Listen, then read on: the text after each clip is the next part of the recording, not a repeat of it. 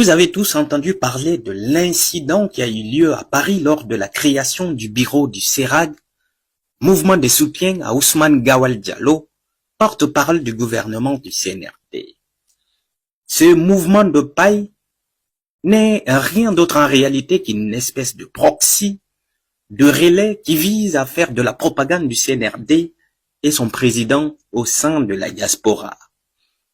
Informé de cette situation, l'antenne des forces vives de Guinée en France s'est donc mobilisée pour faire un sitting devant la salle où se déroulait l'événement à Paris dans le 14e arrondissement.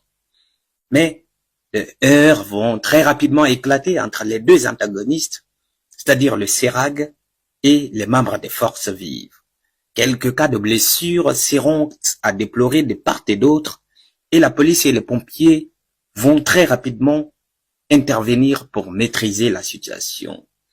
Dans la foulée, l'activiste Ilo est arrêté et mis en garde à vue suite à une dénonciation suivie d'une plainte pour coups et blessures volontaires de la part du CERAG. Mais Ilo a-t-il réellement agressé ou a-t-il répondu à l'agression des autres? La plainte était-elle réellement fondée? C'est la vérité qu'on va chercher à découvrir à travers cette vidéo.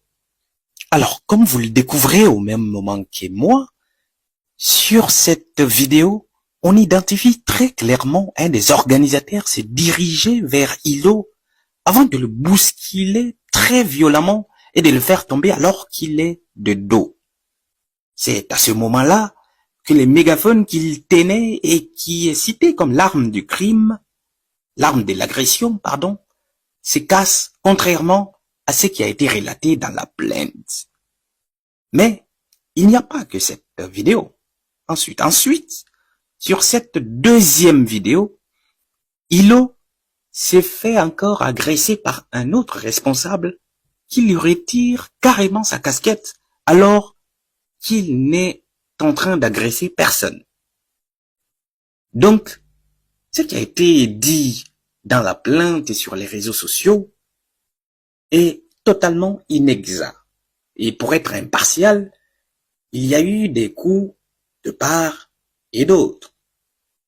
D'ailleurs, je vous laisse découvrir la vidéo suivante avec les témoignages d'un des participants. Je suis parfaitement d'accord avec vous et il y a eu des réponses et là on est allé au contact, malheureusement. Pour finir, au moment où je réalise cette vidéo, je vous informe que Ilo a été libéré et qu'aucune charge n'a été retenue contre lui.